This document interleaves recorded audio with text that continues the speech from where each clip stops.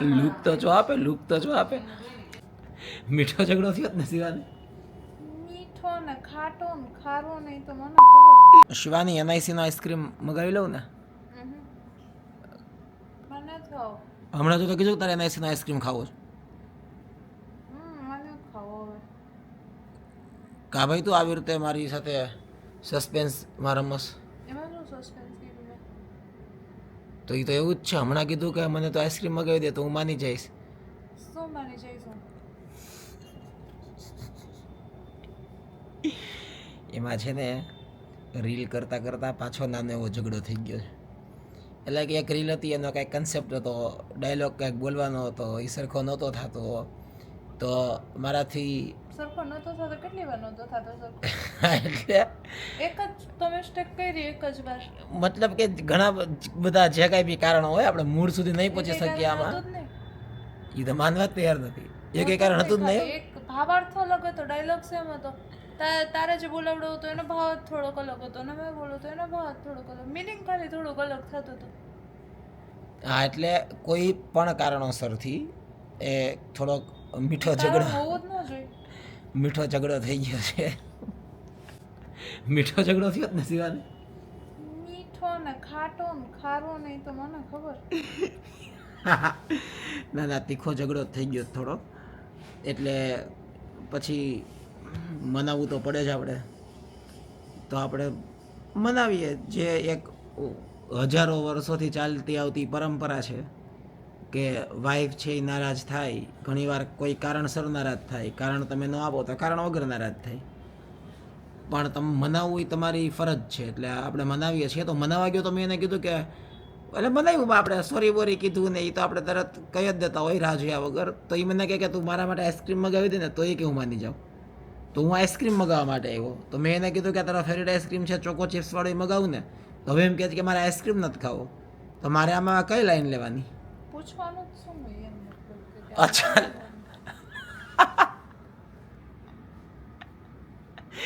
અરે પૂછવાનું શું હોય? એટલે તારી ફેવરિટ કંપની જે છે એનો જ આઈસ્ક્રીમ મગાવું છું, પણ ખાલી એ તને પૂછું છું કે આ જ ફ્લેવર મગાવું ને એમ. નહીં, હું એની બીજી એક ફ્લેવર મંગાવું છું કોઈ દિવસ ઘરમાં. જો મિત્રો સમજો, જ્યારે વાંધા આવે ને ત્યારે ચારે બાજુથી આવે. મતલબ આઈસ્ક્રીમનું પૂછ્યું તો એને એ પ્રોબ્લેમ છે કે પૂછ્યું જ કેમ?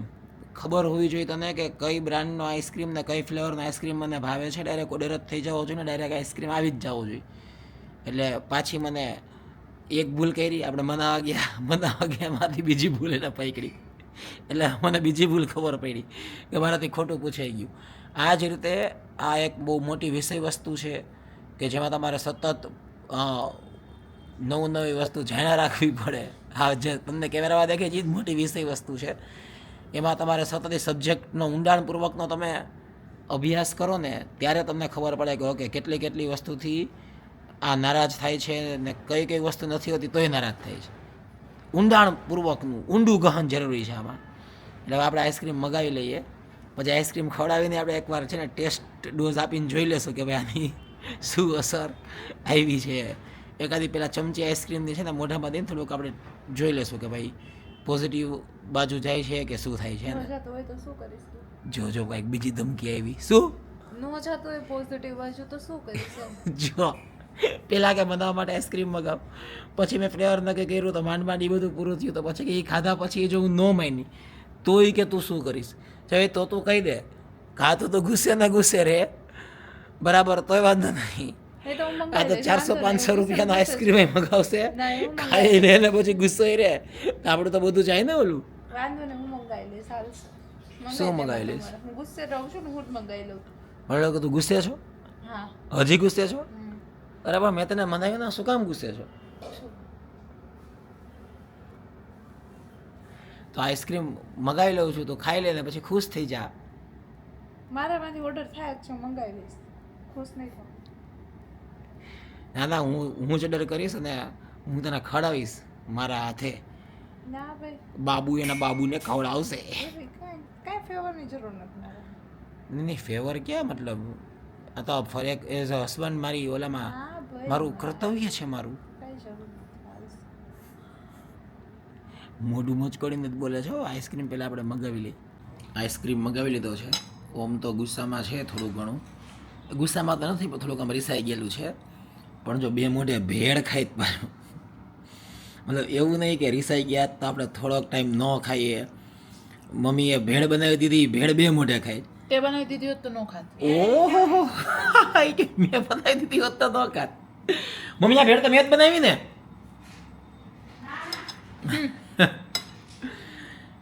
તો સાંજના ઓલમોસ્ટ 7 વાગ્યા છે અને આપણે ચા નાસ્તો કરી રહ્યા છીએ. ચા છે, થોડીક હું ખારી ખાઉં છું, આમ તો ન ખવાય. અમે જીમ કરીએ પણ મને ખારી ભાવે એટલે એકાદી ખાઈ લઉં. અને જો મમ્મીએ મસ્ત મજાની ભેળ બનાવી દીધી છે. મમ્મી છે અમારું આમ છે ને કે રસોડામાં જીવતા જાગતા અન્નપૂર્ણા દેવી કહેવાય ને, મમ્મીનું કામકાજ એવું છે કે ઓલા કે ફટાફટ સપાટો બોલાવી દે. ભેળ સારી તો કે આ નાસ્તો કરો તો કે આ બટેટા બાફી નાખ્યા, નાની કેરી સુધાર નાખી, નાના સફરજન સુધાર નાખ્યા, ટમેટા સુધાર નાખ્યા ને તાત્કાલિક ભેળ બની ગઈ. ઉભારી નહીં, બેલ વાગી ગયો, આઈસ્ક્રીમ આવી ગયું છે ને જે બનાવવા માટેનું સાધન હતું એ આવી ગયું છે. આપણે આઈસ્ક્રીમ લઈ લઈએ, બરાબર? જો એટલે આપણે ખોટું નથી બોલતા. યસ, હા, આઈસ્ક્રીમ દેવાવાળા ભાઈ આવી ગયા. અને જો જો ખોટું ન કહીએ, આ એનો ફેવરેટ આઈસ્ક્રીમ છે, ચોકો ચિપ્સ ફ્લેવરનો NICનો એ આઈસ્ક્રીમ આવી ગયો છે. શિવાની, હા શિવાની, આઈસ્ક્રીમ તું લેવા ગયો તો? હું લેવા ગયો તો એટલે હું તો લઈ આવ્યો.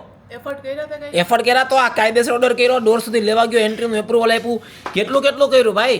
બ્લિંકિટ ખોલ્યું, એમાંથી આઈસ્ક્રીમ ગોઈ તો ઓર્ડર કર્યો, પૈસા આપ્યા, ભાઈ ગેટ ઉપર આવ્યા તો એપ્રુવલ આપ્યું, અહીંયા ને બેલ માર્યો તો મેં સ્પેશિયલ ઊભા થઈને લીધું. હું ગેટ બંધ કરવા જાઉં છું. મનાવા કેટલું કરવું પડે તમે જોવો તો ખરા.